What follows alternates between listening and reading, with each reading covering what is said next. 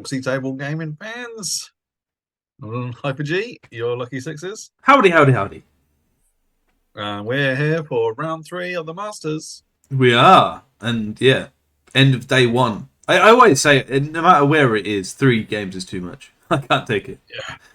My little brain cannot take 3 games. It's exhausting. It is exhausting. But here we are, and on the live stream as well. Yeah, so some of you may have already, well, let's be honest, all of you have already seen this battle. Yes. As it happened. So you know what happens, but watch this anyway. Yeah. Because this will give you player insights. And it'll be interesting to hear from a watcher's point of view as well, from your point of view, as to how you thought the game was going. I'm quite excited for this one.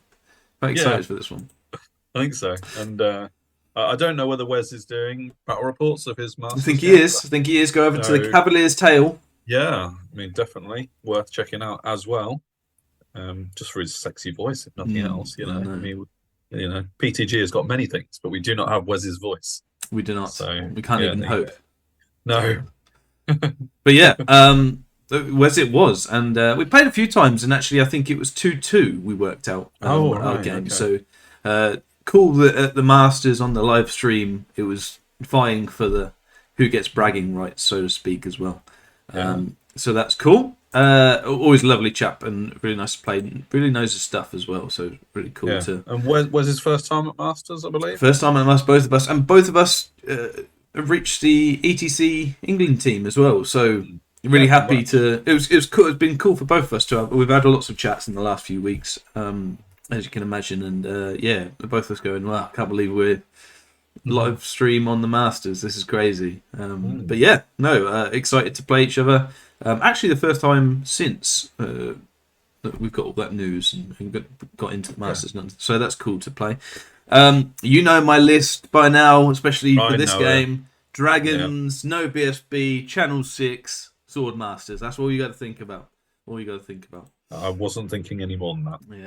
Yeah. Onto Wes's list, and not much, no Scorpions, which I was very happy to see. Hooray! In a KOE list. Oh my goodness. But plenty of combat power and so there's much more threats going around, really, from Wes's list. He's got the Equitaine Lord on Hippogriff as the BSB. More of a tanky guy than a killy guy, but still can pull out the hurt. A Druidism Wizard Master, which is interesting to see. And Wes is certainly kitted up for complementing Druidism where he can, especially with all the single people going around. Yeah. The Great Weapon Castellan Folk Hero, another single model. That and the Equitaine Lord and the Ladies Courtier really do focus on Druidism, getting the buffs off and things like that. So that's really cool. He, again, is more tanky than killy, but does have Potion of Strength to go along with his stuff. And Cleansing Light and Great Weapon is always a good combination, I would know. You would. 3 lots of Feudal Knights, 2 lots of Split Resplendent, 2 lots of Hedge Knights, and some Yeoman Outriders, along with that Courtier that we've mentioned before, who was also... Go on. Who was also a Witchcraft adept as well, to go along with the boot. He's gone down the Terry tactic of, if you like a unit, take 2. Yeah, and actually the same with his magic. He's got Stone Skin and Wheel Turns for either a 4-up or a 5-up to wound. He's got obviously the 2 heals and then the 2 agility buffs. So like he really likes to double up with things as well. So that's really cool. But yeah, no range though, so I have the range advantage. Don't you count out those Yeoman Outriders with their bows? Yeah, absolutely. Lucky as exists. We played Marching Columns and Breakthrough. I'm not really too fussed with Marching Columns because I've only got like 5 or 6 units. But Breakthrough would be interesting to get to KOE. I guess on the looks of things, that's probably puts me at a disadvantage. Although I do have 2 units of Lancers that can pop up and do stuff. So we'll see. We'll see how that goes. On to, and I'm going to move us because because yet again we are in the way. Actually, this is quite good because the live stream was looking at it from the other direction. Oh, that's true.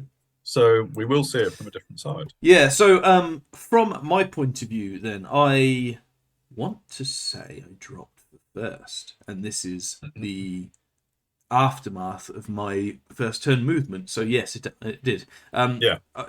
I've already moved, so this is after movement. I've got the Lancers on the left, the Ancient Dragon that was next to the Swordmasters that went shooting off to the left-hand side. Swordmasters in the middle, now in the ruins. Then I've got the Grey Watchers, the Alchemy Mage, the Sea Guard, the Pyro Mage, the Lancers, the Eagle Mage, Cosmo Mage, and the Griffin out on the flank. My thought process behind moving the Dragon that way was A, leadership for the Lancers and Swordmasters, because he's got an 18 each bundle. And also, I wanted to kind of bluff that my Dragon was going to sort the objective on that left side. There's no way I'm sending 1,000 points to get that Knight unit. No. But I want to at least give the impression of that and see how my opponent fares with that information. Yeah. Yeah. Anything from your point of view on my start? No, I mean, I'm just looking at his deployment as well. So he's got the feudals there, a yeoman unit, I believe. Feudals, hedge knights, yeoman, resplendent, hippogriff, feudal, big feudals, the general folk hero. The ladies' courtier is the owlbear behind for the D&D players. Nice. Yeah, we spotted that. Then hedge knights and feudals. So it's pretty parallel, apart from he's got the feudals and his characters over that in that central area altogether. This I felt was probably your most comfortable deployment of the three. Like at the time, I thought this is classic Lucky Sixes. The only thing I was concerned about was the Swordmasters in the ruins. Yeah. I was a bit concerned about them being a reactive force, but against KOE, that's probably going to happen anyway. Yeah. So my thought behind that was I am unlikely to get any charges off throughout with my Swordmasters because he's movement 8 across the board and Swift Ride. So if I go in there, the worst case scenario is he has to take a few DTs when he goes in, and then I've got Navigator's Banner, and my first turn should be pretty good. The only thing I didn't like about this was that I didn't set up too many counter charges if he got some long ones in. But my point from this point of view was like if he gets some long ones in, he's unlikely to get all of them in. So I think I left 3 666s with those resplendents. Double sixes, with those resplendents and the hippogriff. So I'm like, you know what? If he goes in with all 3 and gets all 3, he's just rolled better. There's not much you can do against that, and I might still have some stuff going for me. But that was the only thing I thought when I went into his turn about that. In this list, unlike Kev's KOE, where you very much had 2 knight blocks that you were trying not to get in at the same time, Wes has got more combat power. Yeah. And obviously less range, so it's a lot more difficult to prioritize only one of his knights going into anything. For sure. But at the same time, you're spreading yourself so that he has to potentially split up those. Yeah, blocks. definitely. And I wanted, I was happy with my Griffin, and my Griffin was just going to be there to zone all game. And you know what, I can take some things on the charge, and the longer I figured, the longer this game goes on, the more impactful my Lord's going to be on the Griffin because he can pop his overflare without worrying that he might need it later on. Yeah. So that was my thought with him. If he can protect the 2 mages who are just going to pew all game, then happy days. Yeah. I got Pyroclastic Flow and Blaze off, doing 1 and 1, although in this Druidism list that isn't really that effective. And the Grey Watchers, for what it's worth, put some on the Hedge Knights, but there's not really many targets for the Grey Watchers at this point in time. No. I can also get Word of Iron off, just to give him an extra pip of armor should anything silly happen. Yep. And onto his turn, and he caught me out. Yeah. Well, what I was going to say, we were caught out. He pumped up his hippogriff right up there, so he is in my front of everything apart from the dragon, but don't worry about that. And I didn't think he would put his hippogriff right up here. No, we were like, what is he doing? It was bold. Let's say it. The thing with it is discipline tests on the 3d6. He's leadership 9 and is likely to at least draw or win by 1 in a lot of cases, because even if I champion him out. He's res 5. He's only got 4 wounds. There is a chance my Swordmasters go through him, but I wasn't sure that they would. No, and also they'll have to charge through the ruins to get there. Well, and that as well, which is why he caught me out, I guess. Whether or not I still would have, if I wasn't in the ruins, is another question as well. I don't think I'm particularly. It's too dicey in my opinion to go in, but yeah. Anyway, he definitely caught me out, and he's gone up pretty aggressively on this right hand side in order to set up counter charges. Wes is very good at setting up counter charges and thinking about what would happen if something gets charged, etc., etc. So, fair play to him for that. But yeah, super aggressive. Yeah. I mean, I was like wondering what you were going to charge the hippogriff with, like, and then I didn't, and then you just didn't. So I didn't. So I thought, wow, now this hippogriff has got a lot of options. Absolutely. But obviously, this is your movement to potentially mitigate it. So from my point of view, I was like, you know what, he can charge anything. I'm going to Grey Watcher him to be -1 to hit. He's also got Stone Skin off, which definitely meant I just couldn't charge him. Well, that's fair enough. Yeah. So I kind of went aggressive myself to put on some pressure on him again, more to 6. So like my bluff obviously didn't work with the Ancient Dragon, so he's come back in. My Lancers on the left hand side are just backing up so that it's double 6 for both of us. Because we're both. In fact, actually, I'm movement 9, so it's 11 for me, double 6 for him. My Swordmasters just kind of shuffle into the ruins. They're going, you know what? Anything can charge me, but you are going to take DTs. Yeah. Let's go. And my Sea Guard, I think, stay where they are, because if the Hippogriff goes in, I don't mind, because I've brought the Griffin over now. Well, that was the only one that I thought you might be tempted with. If you charge the Sea Guard into the Hippogriff. Yeah. I know, you can challenge him out one go and then pin him and get your Ancient Dragon in the flank next turn. Yeah, my issue with pinning him is that he does have lots of charges as counter. I'm not sure that the Resplendents directly behind the Hippogriff could have charged your Sea Guard, because they would hit the Hippogriff first. There would have been reforms and stuff. So, but yeah, essentially, I just wanted him to charge me in my deployment zone so that he wouldn't have easy counter charges, and that I could charge and he'd be out of the way. Because I think even if the Hippogriff goes in there, he's only got a stomp 1. He's not got that many attacks. He's not that killy.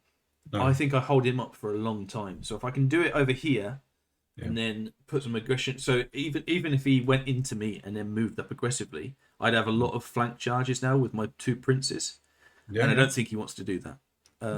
So I was happy enough for him to do that, and my Griffin can take most of stuff, especially the folk hero. If I get even if I pop the Nova Flare, so I'm pretty happy. The annoying thing bringing the Griffin in is that I had to put both my Mage and my Dragon out there, but they were pretty safe. They're out of charge range, and they're just going to pew pew stuff. So I'm happy for that all game, although I do think he's going to come up next turn. But yeah, Lancers just move to there. Grey Watchers stay where they are, and the Alchemy Mage comes over a little bit because now I've got my Ancient Dragon in. I'm going to go over there and try and Breath Weapon with my Ancient Alchemy Dragon in late game is my plan. Yeah. So we'll see how that goes. I get Glory Gold off of these guys. I'm not in range of any Alchemy attribute, but I do get this off to +1 AP is always good. Yeah. So, and also it meant I had magical attacks, and his BSB was a 2-up against magical attacks, I think. Yeah. Yeah. No, 2-up against mundane. Guard. Yeah, Ghostly Guard. So I obviously have that on my Griffin, which meant that this made me AP3 to go straight through his armor, and I think he was Dusk Forged. So there's no chance he's coming in. There's no chance coming in. He might have been 6-up, but still. Yeah, there's that. I also get he lets that go, obviously knowing he's not going to charge them, and I force through a Glory of Gold on the higher one. I think I 5 dice it as well. Yeah. And I get that off, and that's pretty nice. Just means that he's going to be AP3, so I'm going to be a 4 save. when he does eventually come in, and as you can see, he comes in with his resplendence. We were really interested to see if you getting that bit of fortune with Word of Iron meant that he wouldn't charge. But Wes said, "No, I'm going to charge anyway." Absolutely. And we were like, "Oh, we're going to get it on." Yeah. No, totally. So, and he gets in, and I don't know how this goes. They have a lot of attacks. I do go first, but we'll see. He chaffs with his yeoman, kind of so that I can't reform too much. And I think that's if something goes wrong with his resplendence or whatever. He just casually walks into the ruins with his hippogriff, which is fair enough. I think in my head I'm doing it. Well, he's not going into the Swordmaster, so he's trying to get my Sea Guard. He's trying to catch my Sea Guard out there. So I'll have to deal with that when I do. But otherwise, he comes up super aggressive on the right side because he doesn't care about the dragon or the mage because they can't kill anything. Apparently, it's only a baby dragon. So, it's only a mini dragon, so he can take a mini dragon. He's quite happy. He hasn't moved up with his feudal knights over on that. Stalemate over there for now. Left side, and at this point I'm pretty happy with that. Although he has moved his hedge knights in to potentially countercharge on my ancient dragons, so we'll see how that goes. Overly, I'm not too fussed with them because they're only strength 4, but maybe 5 on the charge. Yeah, we'll see how that goes. But yeah, moving on up. In combat, he only does 2 wounds to me, and I think I pop my breath weapon. With the combination of breath weapon, attacks from the Lord, and the dragon, I do 5 wounds. Looks like 5, yeah. To win by 1, he holds. So that was with I stopped Stone Skin, and he got wheel turns off. So instead of winning on 2s, I'm winning on 4s. Right. Which, I mean, is the best I can do at this point. I don't think we saw that, actually. Yeah. He just 4 dice both of them. Otherwise, I rip them to shreds. I may be 4 with the dragon. I may be 3 with the Lord.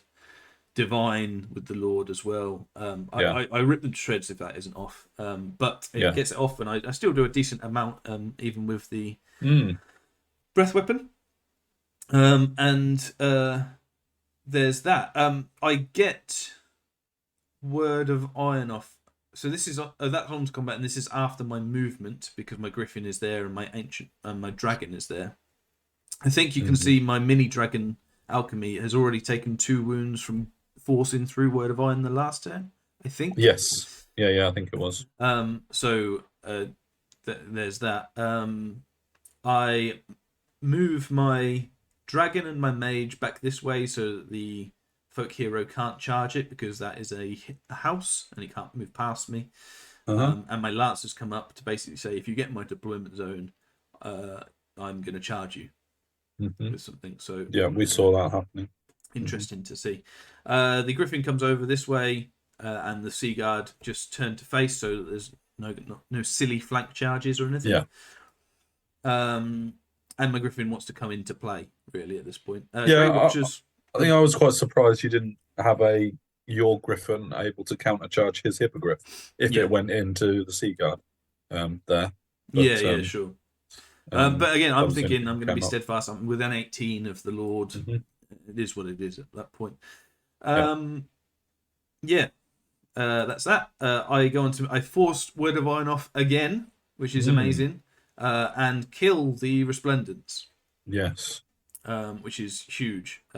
Although it does now leave onto open his you turn, up to more charges. where he just rips. It goes into both front and rear, and obviously the one thing I have got here is that the Grey Watcher's got a little Fey Miasma. Fey Miasma on the Resplendent, which means they're going to be hitting me on 5s. That's very good. Which will reduce their thing so much, and that's without magic as well. So that I think it's like a little mini magic spell, which is amazing. Really is. He also charges my Sea Guard here, which is I guess where the counter charge didn't come from my point of view. He goes in. I do 5 wounds to the Hedge Knights. I do 0 wounds to the front. I don't quite kill the Hedge Knights with all my attacks, which is annoying because it adds the bonus combat res. He only does 3 to me, so it's 5-3. So only 1 more than he did to you before with only Resplendence, but I guess Fey Miasma. But it means he's got a charge and a rear. So with that, a dicey discipline test. Yeah. So luckily I hold, but I did you win? No, you only lost narrowly, did you? No, 5. He's got a charge, a standard, and a rear. Or maybe no, he doesn't have a standard actually. It's a charge and a rear. No, yeah. So he is up 6-3. 6-5, sorry, on me. So that one surviving in the rear was huge, really. But I hold and we carry on, which is very, very good for me. He equals champ, but don't worry about it. Yep. We're steadfast and we carry on, which is good. Yeah. Over here, and so a lot changed. Quite a lot has changed. I can't remember what we were on. So I countercharge into his Resplendence. I kill like 8 of my guys through the ruins. The ruins, but I think this might also be after combat res. I'm not sure. Anyway, I charge there, hoping to kill off the Resplendence, and that'll do that. My dragon on the left is on the side because he got Word of Iron off on the Swordmasters and miscast again. I was actually out of... it was Glory of Gold, not Word of Iron. Glory of Gold, whatever it was. But yeah, annoyingly, I'd got over there to Breath Weapon the Feudals to hopefully panic them or do something, because they've now moved into the centre, which frees up my Lancers. So I was like, well, if I can Breath Weapon them and then either get them to flee and then I could get my Lancers in, no problem. And my Alchemy Mage is pretty much sound on that side until he dies. Yeah, there is which again goes. It was a bit like the Kev battle where that Frank went from super sorted to actually now that he's dead and I don't have the magic, I'm in a little bit of worry. bit of worry. Yeah, we were really interested by Wes's Feudal Knight moving inside on that totally. side. Because we were like, oh, has he tapped out at the stalemate? Has he given up on the one-on-one versus the Lancers? He's gone inside. He's given up on the breakthrough. Yeah. But there was more to come now that the dragon's dead. Absolutely. And it was one of those where I thought that as well. I thought, right, objective's mine. Yeah, he's blinked first, yeah. Yeah, for sure. The magic does 4 out of 5 wounds on actually, also, your Griffin failed a charge on the Feudals, didn't it? Oh, yes. Yeah, or was it on the Courtier? No, it was the Feudals. It was like 11, though, so it was unlikely to happen. So that fails. The Pyro and Cosmo Mage do 4 out of 5 wounds to the Courtier. And the Grey Watchers shoot at the big feudal bus, to put the Fame Miasma on it as well. Otherwise, the Lancers are just sort of like zoning that, and it got a bit gamey as well over here because he can obviously see me, but he's in my flank and can't reach my flank. Right. So it meant that he couldn't. It would be a failed charge technically. So that was a bit. It's one of them rules that's a bit. Oh, what? Because you couldn't close the door because you'd have hit. I couldn't close the door. He couldn't close the door. So, yeah, it was one of them. Not particularly great, but part of the game in it and whatever. And I said, right, time to get gamey, Wes. Let's do that. And but it's all right. He gets his own back somewhat later on. Oh. Okay. So basically, I'm saying, right, if you move up into my deployment zone, I'm going to get a charge off you. So yeah. Pretty cool. My mages are both out of arc of everything, which is great. Griffin is in a bit in the middle, but I'm pretty happy with if anything goes into it, as long as it's not everything. Yeah. And of course, the Swordmasters should go to town now on this Resplendence with Glory of Gold. So this is before combat. I get Glory of Gold off. I'm now AP 3. So still not great because they've got Stone Skin off on them. I let that off last turn because I was going to go against the Hedge Knights, basically. Yeah. So there was that. This is the dragon dying. Oh, my goodness. And the Ancient Dragon and Swordmasters, basically mainly the Swordmasters, go through, make him run, and I get out of arc with the Swordmasters, which is like, I think I needed a 7 to get out, and I ended up getting a 9 or 10. But he got even further. So this photo looks really weird because your dragon has literally leapfrogged that one Hedge Knight. Yeah, so my dragon was the top. On the live stream, annoyingly, we were like, how is this Hedge Knight still alive? Yeah, stupidly, I completely forgot about this hedge knight, and I went we into were the speculating. resplendence. It didn't do anything to me, but he was causing combat res, and they had a test. So like, if I didn't have him, -2 on it, it would have been much better for me. Yeah, I perhaps could have overrun with both, maybe. Yeah, it's worth it. Is it worth mentioning before we get on to this next charge, the uncertainty around the amount of dragons attacks? Yeah, so we're going on. Yeah, we sure. carry can on? do it now. I was going to do it at the end, but yeah, no. So at the end, we work out that I'd been playing the dragon up to now with 7 attacks, and it certainly doesn't have 7 attacks. It has 6. Thankfully, I guess the saving grace is that we kept on getting wheel turns and thingy off, so it mattered less so. But yeah, just annoying from my point of view, because it's only 1, but it really marred what was going on. Well, we were surprised that the hedge knight was still alive, because we thought, but I know we couldn't work out why you were rolling 7 dice, but it was just one of those things. You should have said. You should have interrupted. We couldn't say anything in case we were wrong. Definitely should have.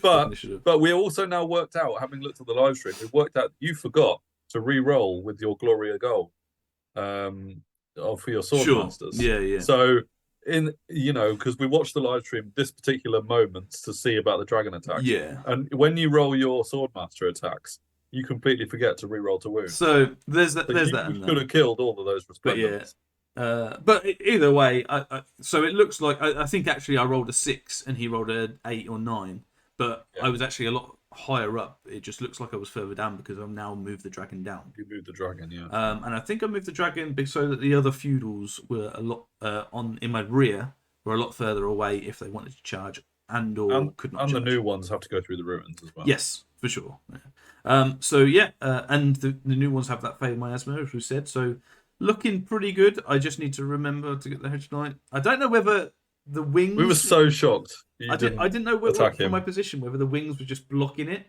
I just kept forgetting. And we were calling that hedge knight hero. Yeah, surviving, but actually you didn't attack him at all. I just didn't attack him. He was probably just sitting there, just like, I'm going to poke my stick into his back, and he was causing a lot of combat res issues. It was like a genuine thing, and he held you in place. Yeah, so you could have run after the resplendents. Absolutely. The feudals come in. This is now the 4th unit to charge the ancient dragon. So talking about heroes, right? Also, his folk hero charges the flank of my Griffin as well to hold me in place there. All the way through this, the hippogriff's really fluffing his attacks, and I'm holding my steadfast if I'm having to. There's quite a lot of draws actually. Oh really? Oh wow. When we were doing that, because of combat res, I've got +4, so he's just not killing me as much as he should be, really. This was the point as well in Wes's turn when we're like, oh, he's done you with the feudal knights on that left side, because he was like, he moved in and we thought that Wes had blinked first. Yes. And then because your dragon died, he ran past you. He just ran past me. We were like, and that was genius. That was another thing. I was like, well, if he just, because I put my dragon, I was like, well, he can't come past me because I'll just recharge him then. And the dragon died, and he just ran past each other. It was just funny, man. He's done that. I'll move us just a little bit so you can see. His other feudals on the other side are just like that is a standoff. Yeah, that is. He rallies his resplendents. He gets in with the feudals, takes no DTs. Oh no, he had Strider on, didn't he? Oh yeah, of course. Yeah. That's why he took no CTs. Yeah.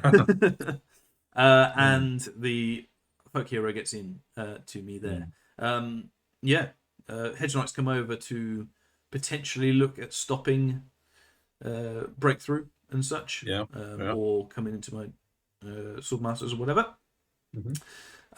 In combat, he only does 1 wound or none. Sure. I do kill the hedge knight.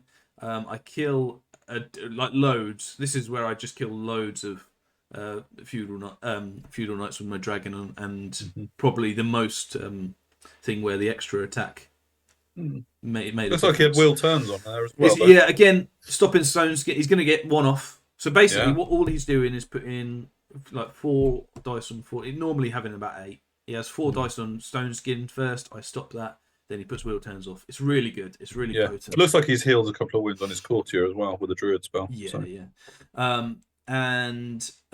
yeah. But I do a load of wounds to him. He's got a charge and a banner, and I think, but remains steadfast because I do 1, 2, 3, 4, 5 wounds to him. So I think I don't think it's, and I did a hedge knight as well. So finally, yeah, I actually kill it this time because the last one I only won by like 2. And I was like, I would have won by loads, and things wouldn't be a problem. He flees with his Resplendent when I charge him as well. Yeah. And I move up. You didn't move forward very far at all. Though, no, like 2 inches as well. So this is where he's like, I can stop the breakthrough, whatever. My mages though come up and do 5 out of 6 wounds to his hedge knights. Right. With I think it's just with Blaze and Pyroflow actually. Sure. As well. He goes into my Griffin Lance, and I think, oh yeah, I'll pop the Nova Flare. And he goes, can't do that to the side, mate. And I go, well, because it's a Lance. Something I didn't know. Actually. Sure. So he caught me out rules-wise there. But Wes knows his rules, doesn't he? Like we said. Absolutely. So he goes in, he does... That was one thing that we actually talked about on the live stream, and we were like, can you do a lance to the side? Yeah. And we didn't know what you were playing. So it's good to hear you say that. I would have got the extra attack, but I wouldn't have got the plus strength bonus. So I chose not to. I held and I turned to face and so that I could do it on this subsequent combat phase. Yeah, makes sense. I get flaming swords off on my Seaguard to see if I can pump some wounds off as well, because I may be one. He's now probably 4 up rerollable, so I'm like, maybe I can plink some wounds away, but I'm just not rolling 6s is the issue. No. But hopefully that's 5s now as well, whatever. Yeah. So that's it. And my Lancers at the top just come in to maybe help out with the Resplendence if needed. Yeah. And to make sure Swordmasters can get into the zone. Yeah. So I do this mainly for the counter charge so that I'm not going to be down too much on attacks and things. Well, six Edge Knights coming into the Swordmasters would have been troublesome. Yeah. We were surprised he still did 1 into their flank, actually. Yeah, well, he did this knowing that he has Druidism, I think, and can regain them twice, potentially. So, quite a lot's happened here again. In my phase, I kill the Folk Hero, because I've got the Nova Flare. I beat the Feudal Knights, and they flee. I choose not to run because I've got 5 or 6 wounds on me, and go through the ruins. I don't think he loses too many actually going through it. They might still have Strider, I'm not sure. But they end up rallying where you see them now. My Griffin face downwards to go against his BSB because I'm going to go in there, challenge him, and Nova Flare his ass. My Ancient Dragon could have charged them. Yeah. Because he's just rallied. So so this is his turn. But anyway, but I was like, so maybe that can happen, but I'm not sure with the ruins stuff going on. His Hedge Knights charge the flank of my Swordmasters, and his Resplendence at the top rally and turn to face. The Lady's Courtier on the right is basically taking wounds, healing them up, running away, taking wounds, healing them up, just keeping its points and adding that witchcraft when needed. This is his shenanigans on the bottom right. So front and front, I can, if I charge, I will only have 1 guy, which is worse for me because I don't have a 5 up Aegis basically.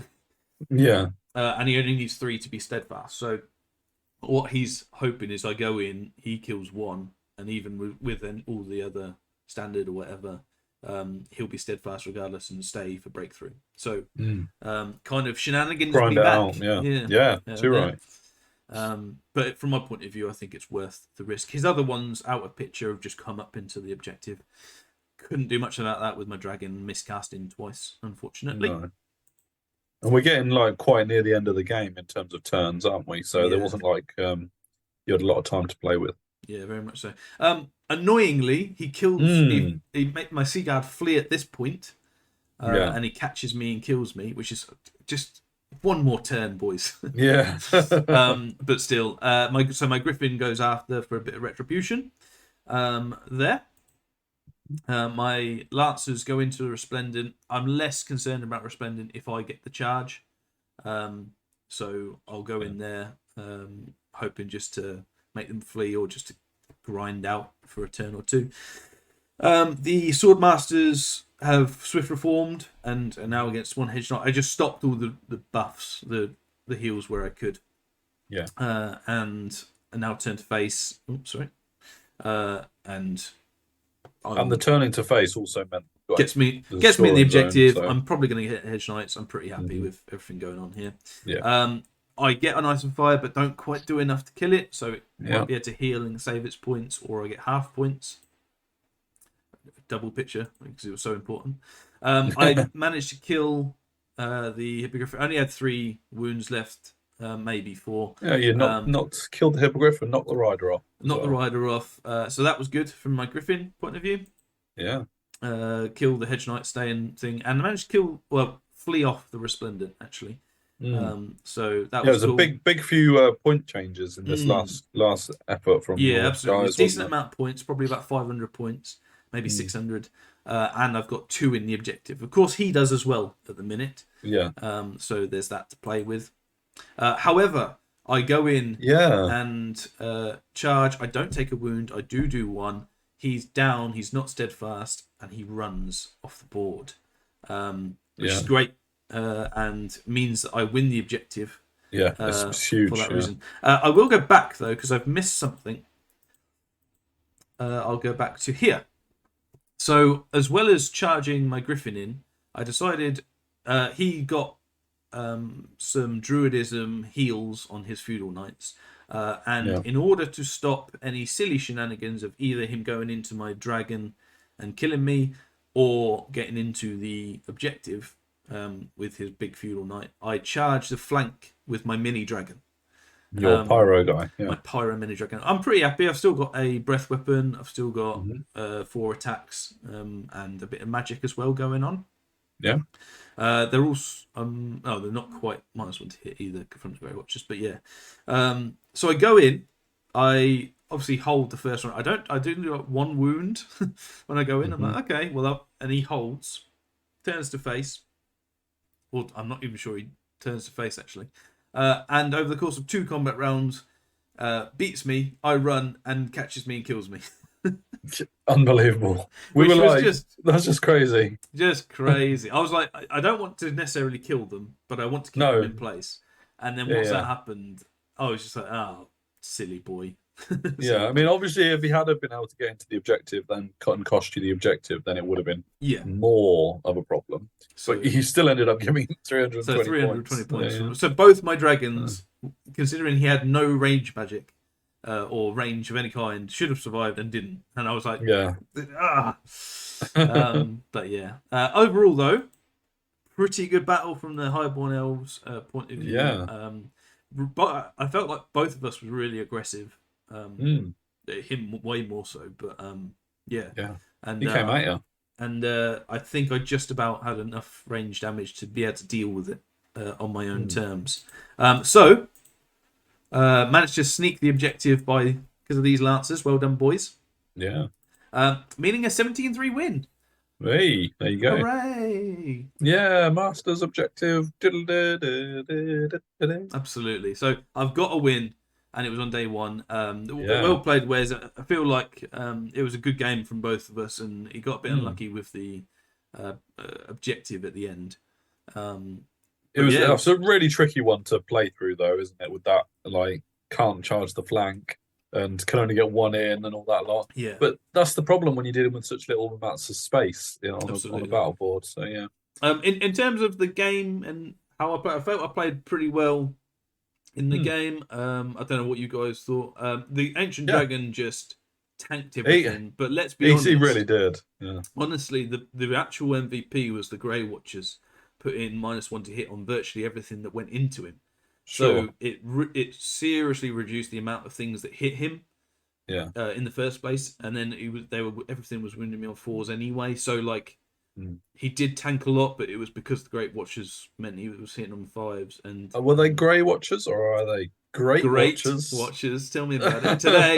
Today they were Great Watchers, and it really made me impressed with them, how they're going to affect a battle. Honestly, when you started taking Grey Watchers in your list, and I was like, well, where's your chaff? Oh, you got Grey Watchers. Hang on, they're not your chaff. And I was like, how are they in this list? What is their purpose? But honestly, they're rocking it. Yeah, they're really good. Yeah, absolutely. Yeah, I felt obviously that I was really annoyed at myself when we came to realise about the Ancient Dragon 7. Yeah. I don't think it mattered too much. There might have been one combat where I forgot about the Hedge Knight, where combat res might have made a difference. Yeah, I think Wes was when because we went for a curry after this, didn't we? And massive. Matt Wilson for arranging that, by the way. Yeah, great work. He got like 30 people in one room with everyone getting the dishes they wanted, so that was awesome. We were all discussing it, having a bit of banter over the curry, weren't we? And you were lucky 7s for the night with your 7 attacks, weren't you? You know, you had to suck that up because it was mentioned a lot over the course of that curry, wasn't it? So, you know. But I mean, it's fair enough. Like, I think looking back on it, because of the wheel turns and things, it didn't matter too much. It's an interesting argument you're using that, because if you only had 6 attacks and he gets the wheel turn, totally. But I know what you're saying. I can't. Yeah, I think on another day, obviously, I'd lose attacks if I remember the Hedge Knight. Perhaps if I'd remembered the Hedge Knight, nothing would have mattered at all. But because I didn't, he was the real MVP. Yeah. So, but otherwise, it was a really fun battle with Wes. It was really nice. Always good to play him. Always learn something from Wes as well, because he's so knowledgeable. About the game. So, like, for example, the Nova Flare in the flank. That was useful to know. Very much so. Yeah, definitely. But and got my win. Actually ended up on 29 points, is it? Very respectable after day one. Yeah, very happy. Only one below par. And I mean, it does mean that if you were to get a really big win in round 4, you could be in with a chance of lifting the crown. But obviously, it is an outside chance. I would need 2 big wins, I think, for that. But yes, but I mean, you know, you need at least a big win in round 4 to stand a chance. So. Absolutely. Bring on day 2. We had a good night. I was shattered though, absolutely shattered. Yeah, it was funny because that evening after the curry, you were asleep. Like the minute you got into the bed, it was hilarious. It was like, oh, bless him. I know. I did that thing. I was like, no, I'm going to stay up all night. And Yeah, I'm going to look at my next opponent's list. No chance. No chance. Yeah. But had fun, and bring on day 2 at the Masters, boys and girls. Yeah, definitely. Bring it on. Here we go. But until then, see you later.